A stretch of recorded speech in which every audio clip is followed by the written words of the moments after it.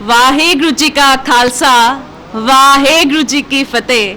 ਅੱਜ ਦੇ ਇਸ ਲੈਕਚਰ ਮੁਕਾਬਲੇ 'ਚ ਮੇਰੇ ਬੋਲਣ ਦਾ ਵਿਸ਼ਾ ਹੈ ਸਵੈ ਸਤਕਾਰ ਤੇ ਸਵੈ ਮਾਣ ਦਾ ਪ੍ਰਤੀਕ ਨਿਰਭਉ ਤੇ ਨਿਰਵੈਰ ਦਾ ਸੰਕਲਪ। ਗੁਰੂ ਨਾਨਕ ਮਹਾਰਾਜ ਨੇ ਆਪਣੇ ਸਮੇਂ ਦੇ ਸਮਾਜਕ, ਆਰਥਿਕ, ਰਾਜਨੀਤਿਕ ਮਾਹੌਲ ਨੂੰ ਵੇਖਦਿਆਂ ਲੋਕਾਂ ਦੇ ਨਿਗਰ ਰਹੇ ਜੀਵਨ ਨੂੰ ਉੱਚਾ ਚੁੱਕਣ ਵਾਸਤੇ ਉਹਨਾਂ ਦੇ ਮਨਾਂ ਵਿੱਚ ਨਿਰਭਉ ਤੇ ਨਿਰਵੈਰ ਦੇ ਦੋ ਵਿਸ਼ੇਸ਼ ਗੁਣ ਪੈਦਾ ਕਰਨੇ ਚਾਹੇ। ਪਰ ਇਹ ਗੁਣ ਕਿਸੇ ਵੀ ਇਨਸਾਨ ਜਾਂ ਕੌਮ ਵਿੱਚ ਤਦ ਹੀ ਪੈਦਾ ਹੋ ਸਕਦੇ ਹਨ ਜੇ ਇਹ ਗੁਣ ਉਸ ਦੇ ਰੱਬ ਜਾਂ ਇਸ਼ਟ ਵਿੱਚ ਹੋਣ ਜਿਸ ਦਾ ਉਹ ਪੂਜਕ ਹੋਵੇ, ਕਿਉਂਕਿ ਜੈਸਾ ਸੇਵੈ ਤੈਸੋ ਹੋਏ ਦਾ ਮੁਖਵਾਕ ਅਟਲ ਹੈ। ਆਮ ਮਨੁੱਖਤਾ ਖਾਸ ਕਰਕੇ ਭਾਰਤੀਆਂ ਦੇ ਅੰਦਰ ਆਈ ਗਿਰਾਵਟ ਦੇ ਦੋ ਮੁੱਖ ਕਾਰਨ ਸਨ। ਪਹਿਲਾ ਲੋਕਾਂ ਦਾ ਕਮਜ਼ੋਰ ਦਿਲ ਹੋਣਾ ਤੇ ਦੂਸਰਾ ਜ਼ਬਰ ਦਾ ਡਰ। ਭਾਵ ਮਨੁੱਖ ਤੋਂ ਹੀ ਡਰ ਰਿਹਾ ਸੀ। ਧਾਰਮਿਕ ਵੈਰ ਵਿਰੋਧ, ਮੋਮਨ ਕਾਫਰ ਦੇ ਝਗੜੇ ਹਿੰਦੂ ਮੁਸਲਮਾਨ ਦੋਨਾਂ ਕੌਮਾਂ ਦੇ ਅੰਦਰ ਵੈਰ ਵਿਰੋਧ ਦਾ ਕਾਰਨ ਬਣੇ ਹੋਏ ਸਨ। ਰਾਜਸੀ ਤੌਰ ਤੇ ਵੀ ਹਰ ਤਰ੍ਹਾਂ ਦਾ ਪੱਖਪਾਤ ਸੀ। ਊਚ ਨੀਚ ਦਾ ਵਿਤਕਰਾ ਲੋਕਾਂ ਦੇ ਹਿਰਦੇ ਦੇ ਅੰਦਰ ਘਰ ਕਰ ਚੁੱਕਾ ਸੀ। ਇਹੀ ਸਭ ਕੁਝ ਅਨੁਭਵ ਕਰਦਿਆਂ ਗੁਰੂ ਨਾਨਕ ਮਹਾਰਾਜ ਨੇ ਰੱਬ ਦੇ ਸਰੂਪ ਵਿੱਚ ਨਿਰਭਉ ਤੇ ਨਿਰਵੈਰ ਦੇ ਦੋ ਵਿਸ਼ੇਸ਼ ਗੁਣ ਪ੍ਰਚਾਰੇ ਤਾਂ ਕਿ ਮਨੁੱਖੀ ਜੀਵਨ ਦੇ ਅੰਦਰ ਆਪ ਨਾ ਡਰੋ ਨਾ ਅਵਰ ਡਰਾਵੋ ਦਾ ਸੰਕਲਪ ਪੈਦਾ ਕੀਤਾ ਜਾ ਸਕੇ। ਉਹਨਾਂ ਨੇ ਇਹ ਦੋ ਗੁਣ ਇਸ ਲਈ ਵੀ ਪ੍ਰਚਾਰੇ ਤਾਂ ਕਿ ਮਨੁੱਖ ਕਿਸੇ ਤੋਂ ਡਰੇ ਨਹੀਂ ਕਿਉਂਕਿ ਉਹ ਨਿਰਭਉ ਦਾ ਸੇਵਕ ਹੈ ਤੇ ਕਿਸੇ ਨੂੰ ਡਰਾਏ ਨਹੀਂ ਕਿਉਂਕਿ ਉਹ ਨਿਰਵੈਰ ਦਾ ਮੰਨਣਹਾਰ ਹੈ। ਭਾਵੇਂ ਹੋਰ ਧਰਮਾਂ ਨੇ ਵੀ ਰੱਬ ਨੂੰ ਨਿਰਭਉ ਤੇ ਨਿਰਵੈਰ ਕਿਹਾ ਹੋਏਗਾ, ਪਰ ਇਸ ਤਰ੍ਹਾਂ ਮੂਲ ਮੰਤਰ ਜਾਂ ਮੁੱਢਲੇ ਸਿਧਾਂਤਾਂ ਵਿੱਚ ਇਸ ਨੂੰ ਦਰਜ ਕਿਤੇ ਨਹੀਂ ਕੀਤਾ ਗਿਆ।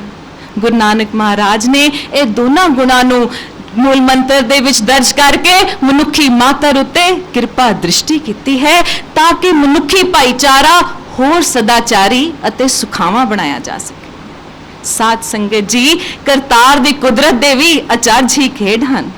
ਤੁਸੀਂ ਗੁਲਾਬ ਦਾ ਬੂਟਾ ਤਾਂ ਵੇਖਿਆ ਹੋਵੇਗਾ, ਜਿੱਥੇ ਇੱਕ ਫੁੱਲ ਕੋਮਲਤਾ ਅਤੇ ਸੁਗੰਧ ਫੈਲਾਉਂਦਾ ਹੈ ਉੱਥੇ ਨਾਲ ਦੀ ਨਾਲ ਕੰਡੇ ਵੀ ਲੱਗੇ ਹੋਏ ਨੇ।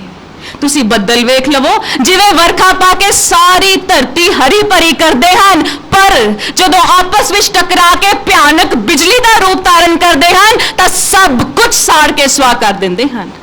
ਠੀਕ ਇਸੇ ਤਰ੍ਹਾਂ ਇਨਸਾਨ ਦੇ ਅੰਦਰ ਵੀ ਦੋਨੋਂ ਸ਼ਕਤੀਆਂ ਮੌਜੂਦ ਹਨ, ਕੋਮਲਤਾ ਅਤੇ ਕਠੋਰਤਾ। ਕਠੋਰਤਾ ਦਾ ਅਰਥ ਹੈ ਸ਼ਕਤੀ ਜਿਸ ਤੋਂ ਪੈਦਾ ਹੁੰਦੀ ਹੈ ਬਹਾਦਰੀ, ਤੇ ਕੋਮਲਤਾ ਦਾ ਅਰਥ ਹੈ ਧੀਰਜ, ਸਹਿਣਸ਼ੀਲਤਾ, ਪ੍ਰੇਮ, ਪਰਉਪਕਾਰ। ਇਨਸਾਨ ਦੇ ਅੰਦਰ ਇਹ ਦੋਨੋਂ ਸ਼ਕਤੀਆਂ ਦਾ ਹੋਣਾ ਬਹੁਤ ਜ਼ਰੂਰੀ ਹੈ ਤੇ ਨਾਲ ਦੀ ਨਾਲ ਦੋਨਾਂ ਦੇ ਇਕੱਠੇ ਰਹਿਣਾ ਵੀ ਬਹੁਤ ਜ਼ਰੂਰੀ ਹੈ। ਅਗਰ ਇੱਕ ਵੀ ਸ਼ਕਤੀ ਵੱਲ ਜ਼ਿਆਦਾ ਝੁਕਾਅ ਹੋ ਜਾਂਦਾ ਹੈ ਤਾਂ ਜੀਵਨ ਆਦਰਸ਼ਕ ਨਹੀਂ ਰਹਿੰਦਾ। ਪੁਰਾਤਨ ਭਾਈਚਾਰਾ ਮੀਰੀ ਪੀਰੀ, ਸੰਤ ਸਿਪਾਹੀ, ਨਿਰਭਉ ਨਿਰਵੈਰ ਜਾਂ ਭਗਤੀ ਸ਼ਕਤੀ ਚੋਂ ਕੇਵਲ ਇੱਕੋ ਹੀ ਸ਼ਕਤੀ ਨੂੰ ਪ੍ਰਵਾਨ ਕਰਦਾ ਸੀ। ਇੱਕ ਪਾਸੇ ਰਾਜੇ ਮਹਾਰਾਜੇ ਜਿਹੜੀ ਕਿ ਹਕੂਮਤ ਨੂੰ ਸ਼ਕਤੀ ਦੀ ਔਲਾਦ ਸਮਝਦੇ ਸਨ, ਹਰ ਵੇਲੇ ਆਪਣਾ ਹੀ ਹੁਕਮ ਮਨਾਉਣਾ ਚਾਹੁੰਦੇ ਸਨ। ਉਹਨਾਂ ਦੀ ਜ਼ਬਾਨ ਉੱਤੇ ਹਰ ਵੇਲੇ ਤਲਵਾਰ ਚੜੀ ਰਹਿੰਦੀ ਸੀ। ਇਤਿਹਾਸ ਇਸ ਗੱਲ ਦੀ ਗਵਾਹੀ ਭਰਦਾ ਹੈ। ਜਦੋਂ ਨਾਦਰ ਸ਼ਾਹ ਦੇ ਪੁੱਤਰ ਨਾਸਰ ਸ਼ਾਹ ਦਾ ਰਿਸ਼ਤਾ ਮੁਹੰਮਦ ਸ਼ਾਹ ਰੰਗੀਲੇ ਦੀ ਕੁੜੀ ਨਾਲ ਤੈਅ ਹੋਇਆ ਤਾਂ ਦਿੱਲੀ ਦੇ ਮਹਿਲਾਂ ਵਿੱਚ ਜਦੋਂ ਕੁੜੀਆਂ ਨੇ ਉਸਨੂੰ ਉਸਦਾ ਵੰਸ਼ਨਾਮਾ ਤੇ ਕੁਰਸੀਨਾਮਾ ਪੁੱਛਿਆ ਤਾਂ ਨਾਸਰ ਸ਼ਾਹ ਬੜਾ ਸ਼ਰਮਿੰਦਾ ਹੋਇਆ ਕਿਉਂਕਿ ਨਾਦਰ ਸ਼ਾਹ ਤੇ ਇੱਕ ਆਜੜੀ ਦਾ ਪੁੱਤਰ ਸੀ। ਜਦੋਂ ਉਸਨੇ ਘਰ ਜਾ ਕੇ ਆਪਣੇ ਪਿਤਾ ਨੂੰ ਇਸ ਬਾਰੇ ਦੱਸਿਆ ਤਾਂ ਨਾਦਰ ਸ਼ਾਹ ਨੇ ਤਲਵਾਰ ਨੂੰ ਸ਼ਕਤੀ ਮੰਨ ਕੇ ਕਿਹਾ, ਮਨਮ ਨਾਸਰ ਪਿਸਰ ਨਾਦਰ ਵੈ ਨਾਦਰ ਪਿਸਰ ਸ਼ਮਸ਼ੇਰ। ਭਾਵ ਆਖੀ ਕਿ ਮੈਂ ਨਾਦਰ ਸ਼ਾਹ ਦਾ ਪੁੱਤਰ ਹਾਂ ਤੇ ਨਾਦਰ ਸ਼ਾਹ ਤਲਵਾਰ ਦਾ ਪੁੱਤਰ ਹੈ। ਤੇ ਦੂਜੇ ਪਾਸੇ ਜੋਗੀਆਂ, ਸੰਨਿਆਸੀਆਂ ਤੇ ਗ੍ਰਸਤ ਚੋਂ ਭਗੌੜੇ ਲੋਕਾਂ ਦੀ ਘਾੜਤ ਚੋਂ ਨਿਕਲੇ ਹੋਇਆ ਮਨੁੱਖ ਦਾ ਚਲਨ ਨਿਰਾਸ਼ਤਾ ਦੇ ਅਧੀਨ ਹੋ ਕੇ ਸ਼ਾਂਤੀ ਸ਼ਾਂਤੀ ਪੁਕਾਰ ਰਿਹਾ ਸੀ ਤੇ ਇਹੀ ਵਧੀ ਹੋਈ ਸ਼ਾਂਤੀ ਦੇ ਕਾਰਨ ਕੌਮ ਕਰਮ ਯੋਗੀ ਤੋਂ ਡਿੱਗ ਗਈ ਤੇ ਮੁਰਦਾ ਬਿਰਤੀ ਬਣ ਕੇ ਰਹਿ ਗਈ। ਸਾਧ ਸੰਗਤ ਜੀ, ਨਿਰਭਉ ਤੇ ਨਿਰਵੈਰ ਦਾ ਆਪਸ ਵਿੱਚ ਬਹੁਤ ਡੂੰਘਾ ਸੰਬੰਧ ਹੈ।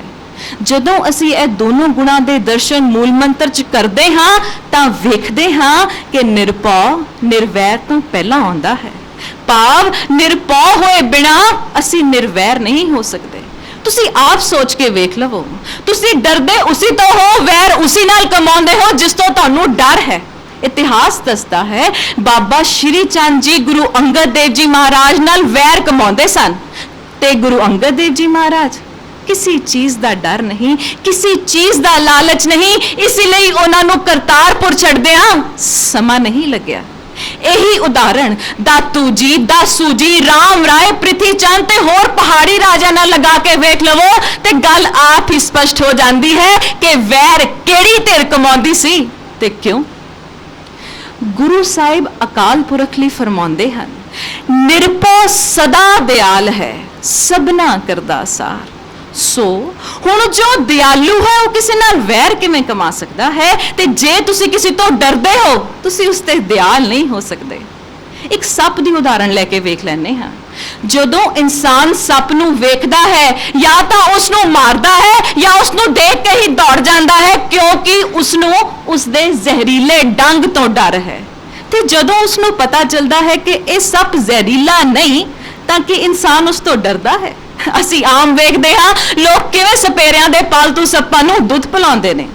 ਸੋ ਸਾਧ ਸੰਗਤ ਜੀ, ਇਹ ਸਪਸ਼ਟ ਹੈ ਕਿ ਜਦ ਤੱਕ ਮਨੁੱਖ ਦਿਆਲੂ ਨਹੀਂ ਹੁੰਦਾ ਉਹ ਇੱਕ ਆਦਰਸ਼ਕ ਜੀਵਨ ਨਹੀਂ ਜੀ ਸਕਦਾ। ਸਤਿਗੁਰ ਜੀ ਨੇ ਸਾਨੂੰ ਭਗਤੀ ਸ਼ਕਤੀ ਤੇ ਨਿਰਭਉ ਨਿਰਵੈਰ ਦਾ ਰੂਪ ਸੁਮੇਲ ਕਰਵਾਇਆ ਤਾਂ ਕਿ ਹਰ ਮਨੁੱਖ ਇੱਕ ਸੁਤੰਤਰ ਜੀਵਨ ਦਾ ਆਨੰਦ ਮਾਣ ਸਕੇ। ਤੇ ਸੁਤੰਤਰਤਾ ਵੀ ਦੋ ਪ੍ਰਕਾਰ ਦੀ ਹੁੰਦੀ ਹੈ, ਆਤਮਕ ਸੁਤੰਤਰਤਾ ਅਤੇ ਸੰਸਾਰਕ ਸੁਤੰਤਰਤਾ। ਜਿੱਥੇ ਕਿ ਆਤਮਕ ਸੁਤੰਤਰਤਾ ਪ੍ਰਾਪਤ ਹੁੰਦੀ ਹੈ ਵਹਿਮ ਭਰਮ ਅਗਿਆਨਤਾ ਤੋਂ, ਉੱਥੇ ਹੀ ਸੰਸਾਰਕ ਸੁਤੰਤਰਤਾ ਪੈਦਾ ਹੁੰਦੀ ਹੈ ਹੁਨਰ, ਕਲਾ, ਏਕਤਾ, ਸਵੈ ਵਿਸ਼ਵਾਸ ਤੇ ਸਵੈ ਮਾਣ ਤੋਂ। ਕੋਈ ਵੀ ਦੇਸ਼, ਕੌਮ ਜਾਂ ਇਨਸਾਨ ਪਹਿਲਾਂ ਦੱਸੇ ਮੁਤਾਬਕ ਪੂਰਨ ਸੁਤੰਤਰਤਾ ਪ੍ਰਾਪਤ ਕਰੇਗਾ, ਉਹੀ ਦੇਸ਼ ਜਾਂ ਕੌਮ ਪੂਰਨ ਤਰੱਕੀ ਕਰ ਸਕਦਾ ਹੈ ਤੇ ਸਰਬ ਹਿਤਕਾਰੀ ਨਿਯਮ ਕੱਢ ਸਕਦਾ ਹੈ। ਸੁਤੰਤਰਤਾ ਦਾ ਅਰਥ ਇਹ ਵੀ ਨਹੀਂ ਕਿ ਕੋਈ ਵੀ ਇਨਸਾਨ, ਕੌਮ ਜਾਂ ਦੇਸ਼ ਆਪਣੀ ਮਨਮਰਜ਼ੀ ਕਰੇ ਅਤੇ ਲੋਕਾਂ ਦੀ ਅਮਨ ਸ਼ਾਂਤੀ ਵਿਗਾੜੇ ਜਾਂ ਆਪਣੇ ਮਨ ਇੰਦਰੀਆਂ ਨੂੰ ਬੇਕਾਬੂ ਕਰਕੇ ਵਿਸ਼ੇ ਵਿਕਾਰਾਂ ਦਾ ਸ਼ਿਕਾਰ ਬਣ ਜਾਵੇ। ਅਜਿਹੇ ਤਾਂ ਸੁਤੰਤਰ ਹੋ ਕੇ ਵੀ ਵਿਪਤਾ ਦਾ ਕਾਰਨ ਹੀ ਬਣਦੇ ਨੇ। ਸੁਤੰਤਰਤਾ ਅਤੇ ਸਵੈ ਮਾਣ ਨੂੰ ਹਉਮੈ ਵਿੱਚ ਨਹੀਂ ਗਿਣਿਆ ਜਾ ਸਕਦਾ, ਕਿਉਂਕਿ ਇਹੀ ਦੋਨੋਂ ਗੁਣਾਂ ਦੇ ਨਾਲ ਹੁੰਦਾ ਹੈ ਪੈਦਾ ਸਵੈ ਵਿਸ਼ਵਾਸ। ਅਸੀਂ ਸਵੈ ਮਾਣ ਵਾਲੇ ਗੁਰਮੁਖਾਂ ਨੂੰ ਵੇਖਿਆ ਹੈ ਜਿਨ੍ਹਾਂ ਨੇ ਆਪਣੇ ਉੱਤੇ ਅਨੇਕਾਂ ਕਸ਼ਟ ਝਾਲੇ ਪਰ ਆਪਣਾ ਗੈਰਤ, ਅਣਖ ਤੇ ਸਵੈ ਮਾਣ ਨੂੰ ਤਿਆਗਿਆ ਨਹੀਂ। ਉਹਨਾਂ ਨੇ ਤਾਂ ਲੋਕਾਂ ਦੇ ਝੂਠੇ ਭਾਂਡੇ ਧੋ ਕੇ, ਜੋੜੇ ਝਾੜ ਕੇ, ਪਾਣੀ ਢੋ ਕੇ, ਪੱਖਾ ਫੇਰ ਕੇ, ਇੱਥੋਂ ਤੱਕ ਕਿ ਘੋੜਿਆਂ ਦੀ ਲਿੱਦ ਨੂੰ ਵੀ ਸਾਫ਼ ਕਰਕੇ ਆਪਣਾ ਸਤਿਕਾਰ ਹੋਰ ਉੱਚਾ ਕੀਤਾ। ਤੇ ਦੂਜੇ ਪਾਸੇ ਵੱਡੇ ਵੱਡੇ ਸਿੰਘਾਸਨਾਂ ਤੇ ਬੈਠੇ ਹੰਕਾਰੀ, ਵੈਰੀ, ਅਗਿਆਨੀ ਗੁਣਾਂ ਤੋਂ ਖੋਖਲੇ ਹੀ ਰਹਿ ਗਏ। ਇਹੀ ਕਾਰਨ ਸੀ ਕਿ ਨੱਥੂਮਲ ਅਤੇ ਅਬਦੁੱਲਾ ਨੇ ਸਮੇਂ ਦੀ ਹਕੂਮਤ ਤੇ ਸੱਚੇ ਪਾਤਸ਼ਾਹ ਮੀਰੀ ਪੀਰੀ ਦੇ ਮਾਲਕ ਦਾ ਨਿਰੂਪਣ ਇੰਜ ਕੀਤਾ।